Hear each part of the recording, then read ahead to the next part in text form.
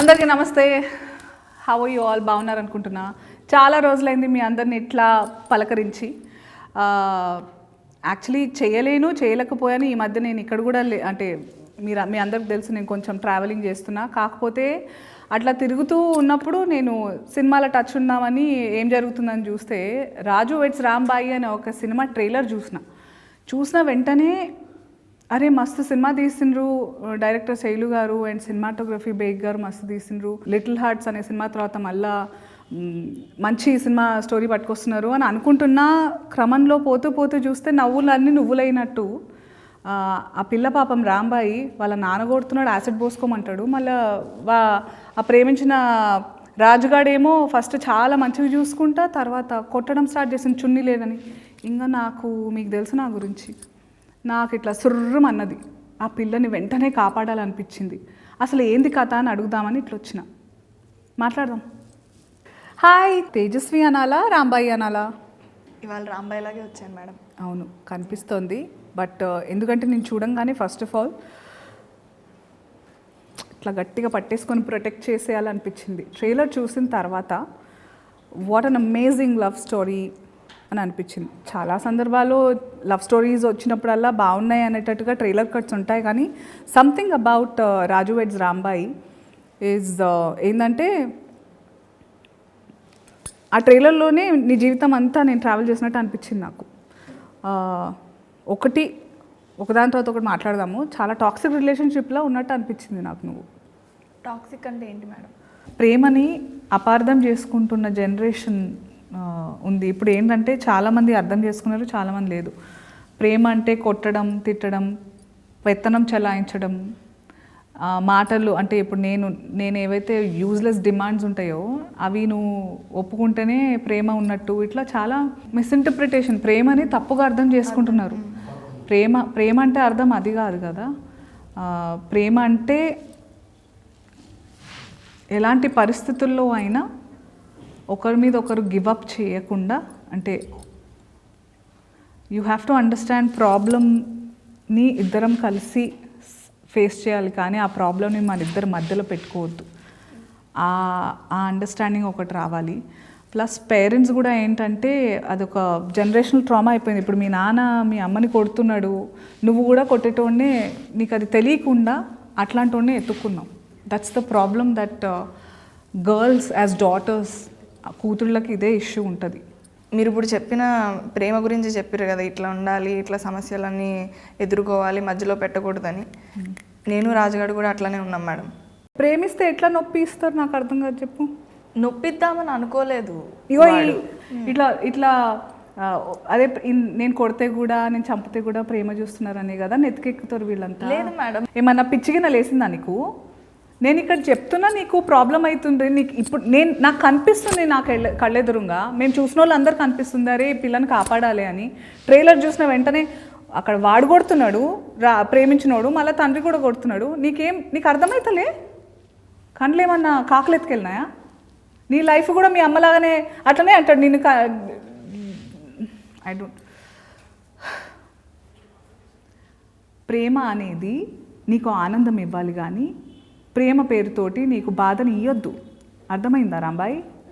మా రాజుగారి ప్రేమ నాకు ఆనందం ఇచ్చింది మేడం. ఎక్కడిచ్చింది? నేను కొడుతున్నాడు కదా, కొట్టుడులా ఎక్కడ ప్రేమ ఉంది రాంబాయి? తర్వాత నేను కూడా కొడతా మేడం, అదే చనువుతో అదే ప్రేమ తీసుకొని. అంటే మీరిద్దరికీ నీ కొట్టుడు వేరు, ఆ కొట్టుడు. నువ్వు ఎందుకు కొట్టున్నావు చెప్పు? అది మీరు సినిమాలోనే చూడాలి మేడం. వేరే అమ్మాయిని చూస్తుంటాడు అందుకే కొట్టుంటావు నువ్వు. రాజు అట్లాంటి వాడు కాదు మేడం. మరి నువ్వు ఒక ఆడది కొట్టేదాకా తెచ్చింది చాలా ఓపికతో ఉంటుంది. కొట్టేదాకా వచ్చింది పరిస్థితి అంటే తప్పు ఎదుటోడిదే ఉంటుంది, మొగోడిదే ఉంటుంది. అది నేను రాసిస్తా. ఎందుకంటే మనం ఊరికనే చేయలేపాం, సరిదిద్దడానికే చేయలేపుతాం. కానీ మొగోడు ఎందుకు చేయలేపుతాడు? పెత్తనానికి చేయలేపుతాడు. నీకు అర్థమవుతుందా రెండింటి మీద డిఫరెన్స్? రాజు చెయ్యెత్తింది పెత్తనం చలాయించడానికి కాదు మేడం, నేను ఎక్కడ దూరం అయిపోతాననే బాధ. అంటే మీరు బాగా వైల్డ్ రా ప్రేమ అనమాట. అట్లా కాదు మేడం. ఇప్పుడు సిటీల్లో ఉన్న వాళ్ళు ఒకలా ప్రేమించుకుంటారు, ఏది యాప్లల్లో ఇట్లా స్టోరీలు పెట్టుకుంటా, డీపీలు రిమూవ్ చేసుకుంటా అట్లా చేసుకుంటారు. పల్లెటూరుల్లో మేము తిట్టుకుంటాం, కొట్టుకుంటాం, ఏమైనా ఆఖరికి కలిసే ఉంటాం. మా ప్రేమ అట్లా ఉంటుంది, ఆ ప్రేమ అట్లా ఉంటుంది. రాజు ఏమో ఆయన ఇష్టాలు రుద్దింది. మళ్ళీ మీ నాన్నేమో నాకు అది ఇష్టం లేదు, ఇది ఇష్టం అని మొత్తాన్ని చూస్తే నువ్వు వాళ్ళిద్దరి మధ్యలో నలిగిపోయి నీ ఇష్టం ఏందో మర్చిపోయి బతుకుతున్నట్టు అనిపించింది. నీకంటూ ఒక ఇష్టం ఇష్టం అనేది ఉండద్దా? నిజంగా నాకు ఇష్టం ఉంటుందా మేడం? నాకోటి ఉండాలనే అంటున్నా నేను. ఏమో మేడం, చిన్నప్పటి నుంచి ఇది చేయి అది చేయి ఇట్లుండు అట్లా చేయి అని మా నాన్న అంటాడు, పెద్ద అయిన తర్వాత మొగుడు అంటాడు. వీళ్ళిద్దరి మధ్యలో నలిగిపోవడమే కదా మేడం మన పరిస్థితి.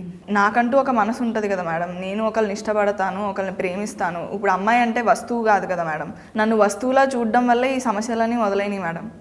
టు థింక్ ఆఫ్ ఇట్, ఇప్పుడు చాలా ఇళ్లల్లో జరిగేది ఇదే, కానీ ఇప్పుడు మారుతుంది. మళ్ళీ నువ్వేమన్నా అంటే సిటీ లైఫ్ అట్లా ఊర్ల ప్రేమలు ఇట్లనే ఉంటాయి అని అంటున్నావు. కానీ నువ్వు చెప్పేది కూడా ఆలోచిస్తుంటే మీ ఇంట్లో మీ నాన్న కూడా నీ మంచి కోసమే చెప్పిండని అనిపిస్తుంది. మరి కాదా?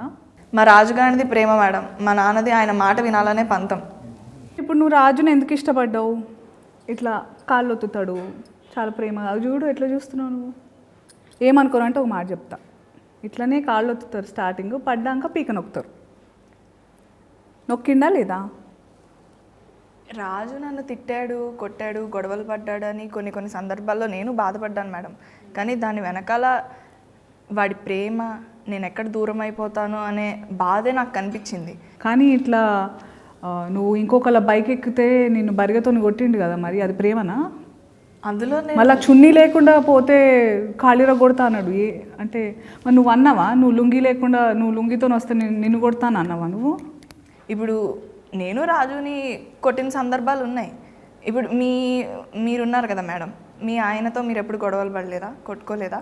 కొట్లాడుకున్నాము. ఇక్కడ టాపిక్ నాది కాదు, ఇంకా పాలు పొంగినాక ఏం చేయలేము. కానీ ఇప్పుడు నీ గురించి మాట్లాడదాం. ఇప్పుడు మా రాజు ఏది చెప్పినా నా మంచి కోసమే చెప్తాడు, నేనేది చెప్పినా ఆడి మంచి కోసమే చెప్తానని మేమిద్దరం నమ్ముతాం. అది మా ప్రేమ కదా, మిమ్మల్ని అట్లా ఉండమని చెప్పట్లేదు. నేను కొట్టాలనిపిస్తుంది మిమ్మల్ని చూస్తుంటే. బుర్రుందా? చున్నీ వేసుకోకపోతే వేరే వాడు బైక్ ఎక్కితే? మా ఊర్లలో నన్ను ఎట్లా చూస్తారో వాడికి తెలుసు మేడం, అందుకే చెప్పిండు. నువ్వు ఊరిని ప్రేమించినవా, రాజుని ప్రేమించినవా? వాడు నా మంచి కోసం చెప్పిండు మేడం. నీ మంచి నీ బట్టలలో ఉందా? నీకు నా గురించి తెలుసా? నేను అన్ని రకాల బట్టలు వేసుకుంటా, నాకు ఇష్టం, నేను అందంగా ఎన్ని ఉంటే అని వేసుకుంటా. మా ఆయన దాని ప్రకారం నన్ను ప్రేమించిండు అనుకుంటున్నావా? మీరుండే సిటీ వేరు, మా ఊరు వేరు కదా మేడం. రాజు వేరు, మీ ఆయన వేరు. మళ్ళీ ఏమన్నా అంటే ఊరు అంటావు, అందులోనే మరి ఉంటావా? నీకు సిటీకి రావాలని లేదా? లేదు, రాజు ఎక్కడుంటే నేను అక్కడే. రాజు సిటీకి వస్తే నేను సిటీలో నీలాంటి ముద్దుగుండే పిల్లల్ని, ఇంత పద్ధతిగా ఉండే వాళ్ళని మస్తు మంది చూస్తారు. అప్పుడు తప్పు వాళ్ళదవుతుందా నీదవుతుందా?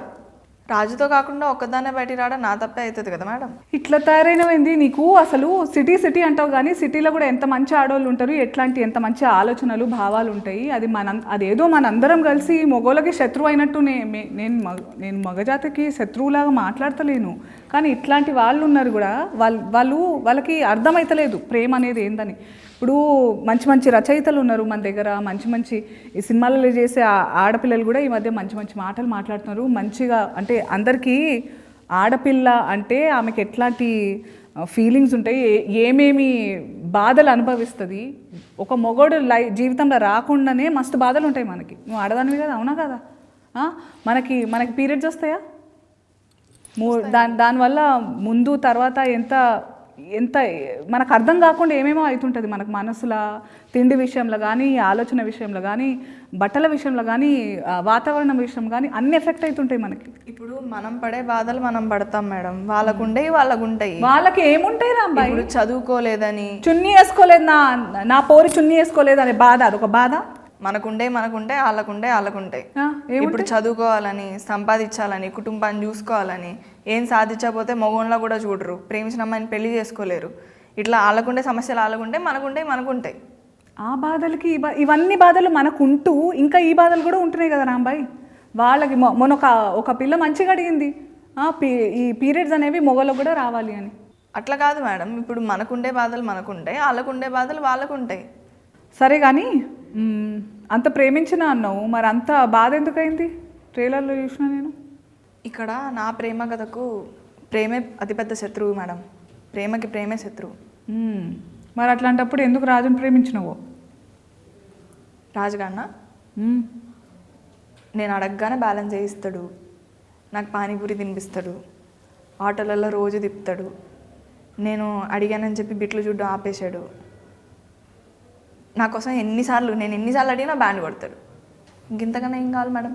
బ్యాండ్ కొట్టేవాడుని ప్రేమించేసినావు నువ్వు, మళ్ళీ పైగా బ్యాండ్ కొడుతూనే ఉండు, పెళ్లి చేసినప్పుడు కొడుతూనే ఉండు, పిల్లలు పుట్టినాక కూడా కొడుతూనే ఉండు బ్యాండ్ అని అంటున్నావు. బ్యాండ్ కొట్టినట్టు నేను కూడా కొడుతున్నాడు మళ్ళీ. మీరు ఊకే ఎన్నిసార్లు అయినా అటే వస్తున్నారు మేడం.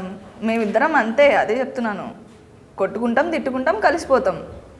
ఇట్లా దీన్ని నార్మలైజ్ చేస్తే మళ్ళీ తర్వాత ఏడ్చి మీరు చెయ్యొద్దు, మిమ్మల్ని చేయమనట్లే కదా మేడం. కానీ మా ప్రేమ గురించి నీకు కనిపిస్తలేదు రాంబాయి ఏమైతుందో నీతోటి. నువ్వు ప్రేమ అంటున్నావు కానీ నువ్వు బాధలో ఉంటున్నావు కదా. నేను బాధపడట్లే మేడం. మరి వాడితో ఉన్నంత ఆనందంగా నేను ఎవరితోనూ లేను.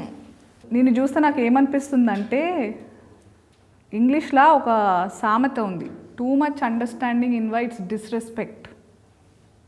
అంటే నిన్ను ప్రేమిస్తున్నా అనేటోడు ప్రేమ అప్పటిదాకానే బాగుంటుంది. నీకు ఏమన్నావు, ఫోన్ బ్యాలెన్స్ అడగంగానే పెట్టిండు, నేను అడిగినవన్నీ తినిపిస్తాడు, నన్ను ఆటోలో తిప్పిండు, నచ్చకపోయినా ఆటో జాబ్ చేసిండు. ఇవన్నీ జీవితాంతం చేసే ఏమంటారు, కమిట్మెంట్ ఉండాలి, సంకల్పం ఉండాలి. అది మగోళ్ళ మ్యాక్సిమం లేదు. నీకు చెప్తున్నా ముందే. రాజు అందరు మగోళ్ళ లెక్క కాదు మేడం. దేవుడా, పేరుకు మాత్రమే రాజు అని పిల్లకి ఎట్లా చెప్పాలి నేను? నువ్వంటే ఆ గౌరవము, ఆ జాగ్రత్త, ఆ కేర్ అనేది ఉండుంటే నీ మీద కట్టెతో కొట్టుడు కాదు కదా, చెయ్యి కూడా లేపడు, గొంతు కూడా లేపడు. ఏమో మేడం, నాకు అవన్నీ తెలియదు.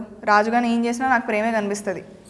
సరే, ఇప్పుడు స్టార్టింగ్లో నువ్వు ఏమన్నావు, మీ రాజుగాడు నీకు అడగంగానే బ్యాలెన్స్ వేసిండు, ఆటోలో తిప్పిండు, గప్చుప్లు తినిపించిండు అని అన్నావు. మరి ఇంత చేసినప్పుడు ప్రాబ్లం ఎక్కడ స్టార్ట్ అయింది? మా నాన్నకు తెలిసినాకనే స్టార్ట్ అయినాయి మేడం అన్ని ప్రాబ్లమ్స్. కులం, గోత్రం అట్లాంటి ప్రాబ్లం ఉండేనా?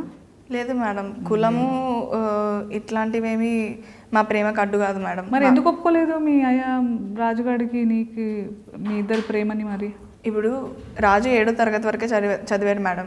ఆయనకి గవర్నమెంట్ జాబ్ రాదు. మా నాన్న గవర్నమెంట్ జాబ్ లేకపోతే పెళ్లి చేయను అంటున్నాడు. ఎట్లా సాగుతాడు అనుకున్నావు?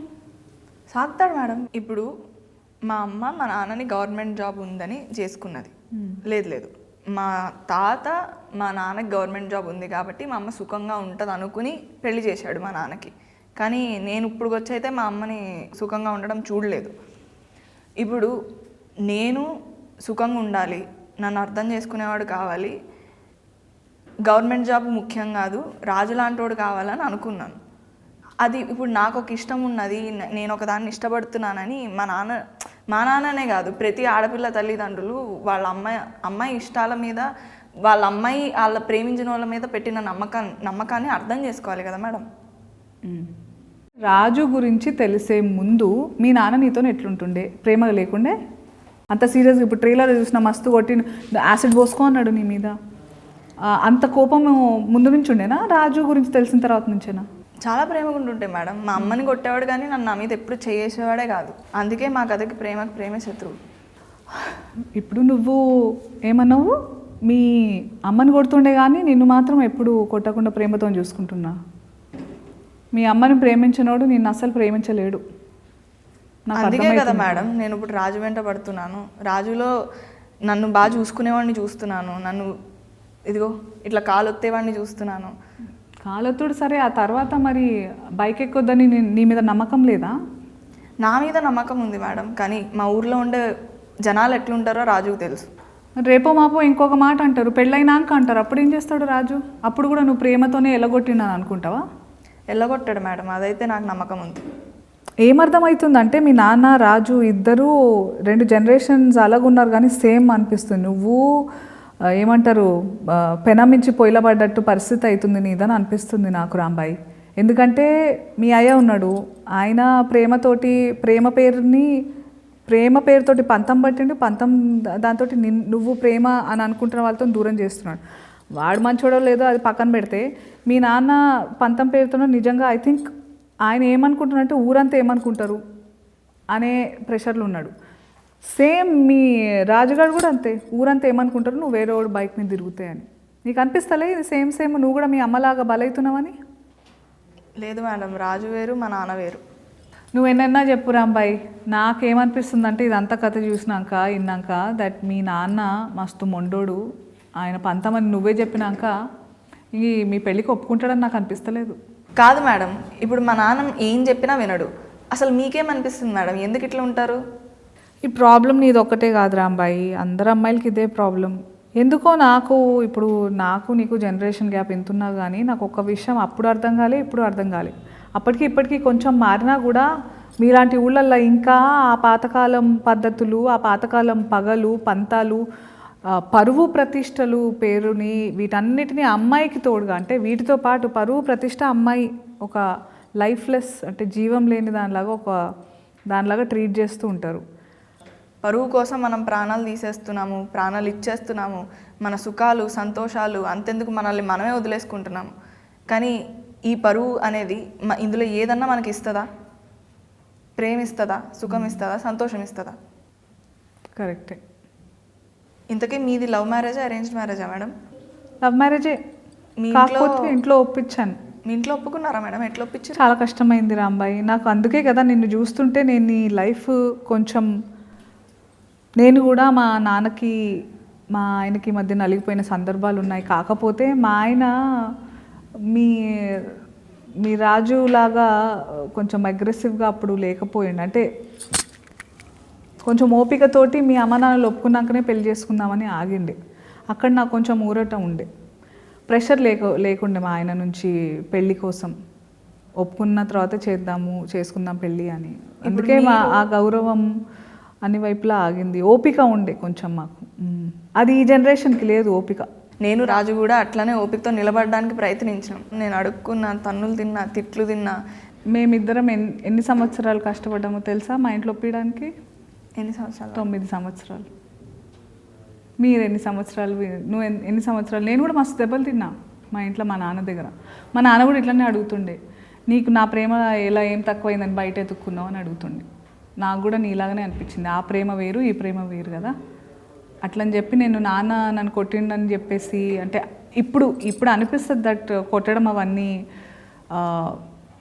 అదొక వేరే, ఇప్పుడు కాలానికి అనుగుణంగా మారుతుండాలి మన పద్ధతులు, మన ఆలోచనలు అంటారు కదా. ఆ టైంలో నాకు అదే అనిపించింది, నాన్న చాలా ప్రేమిస్తాడు కాబట్టి నీలాగానే ఆలోచించిన నేను. కానీ ఇప్పుడు నాకు ఇవన్నీ తెలిసినాక నా ముందు నాలాంటి ఇంకో పిల్ల రాంబాయి మంచిగా భవిష్యత్తు ఉందనిపించి నాకు కొంచెం కాపాడాలనిపిస్తుంది. నువ్వు ఆలోచన ధోరణి మార్చుకోవాలని అనిపిస్తుంది.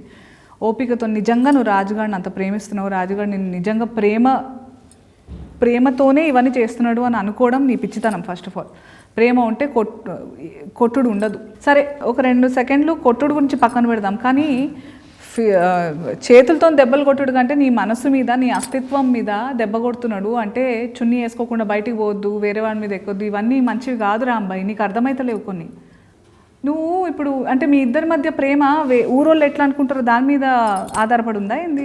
ఈ ఊరు కాకపోతే ఇంకో ఊరు, అక్కడ ఇంకొక పిచ్చి పద్ధతి ఏదో అంటారు, ఇంకా అక్కడ వేరే రకంగా మనుషులు ఉంటారు. వాళ్ళకి తగ్గట్టు మీ జీవితాలు మార్చుకుంటుంటావా? అట్లనే కదా మేడం ఎప్పుడు జరుగుతుంది. ఈ పరువు కోసం బలేది అమ్మాయే కదా. అమ్మాయిని ఎప్పుడు వస్తువులాగే చూస్తున్నారు, అప్పుడు ఇప్పుడు ఎప్పుడు. ఇంత తెలిసిన దానివి, ఇంత గుర్తించిన దానివి అయినా కూడా నీకు రాజు మీద అంత గుడ్డి ప్రేమ ఉంది. అందుకే అంటారేమో ప్రేమ అంటే గుడ్డిది అని. ఇప్పుడు అబ్బాయిలు అంటేనే వేస్ట్ కాలని ఫిక్స్ అయిపోయి ఉన్నారా? అదే రాజు లాంటి అబ్బాయిలు డెఫినెట్గా. ఎందుకంటే నేను చూసినంత వరకు రాజు లాంటి అబ్బాయిలతోనే ఎంత దూరం అంటే అంత మంచిది. ముందు మంచిగా ఉంటారు. మేడిపండు చూడ మేలిమై ఉండను, పొట్ట ఇప్పు చూడ పురుగులు, ఆ టైప్ వాడు. మా ప్రేమ కథ చూసిన తర్వాత మీ అభిప్రాయం మార్చుకుంటారు madam? I don't think so. పైగా గ్రేటెస్ట్ లవ్ స్టోరీ అని చెప్పుకుంటున్నారు మీరు. ఎందుకు గ్రేటెస్ట్ లవ్ స్టోరీ? ఎవరైనా చచ్చిపోతారా? లేదు మేడం, చావరు. ఎవరైనా చంపేస్తారా? చంపరు మేడం. యాక్సిడెంట్ అవుతుందా? ఉండదు, అట్లాంటివి ఏమి ఉండవు మేడం. యాసిడ్ పోసుకుంటారా? నేను నాన్న అన్నాడు కదా, పోసుకుంటావా ఏంది కొంపదీసి? లేదు మేడం. మరి ఎందుకు గ్రేటెస్ట్ లవ్ స్టోరీ? అన్నీ ఏం చెప్తావులే, నేను చూస్తూనే వస్తుంది మజా. But all ends well. పెళ్ళి అవుతుందంటే హ్యాపీ ఎండింగ్ అనమాట. మంచి జరిగిందా చెడు జరిగిందా నేను చెప్పలేను, కానీ మీరైతే షేక్ అవుతారు మేడం. వామ్మో, మస్తు పెద్ద మాటలు అంటున్నావు. మరి నేనైతే వెయిట్ చేస్తున్నా. నేను చూస్తుంటే రాంబాయి నీ మీద నాకు మనసాయనే అట్లనే అందరు కూడా అంటున్నారు. మరి ఏమవుతుంది ఈ ఇద్దరు మగోళ్ళు మధ్య, నీ లైఫ్ ఎట్లుంది అని మస్తు పరేషాన్ అవుతున్నారు. సో అందరం కలిసి మనం రాజు వెడ్స్ రాంబాయి థియేటర్లలో చూద్దాం.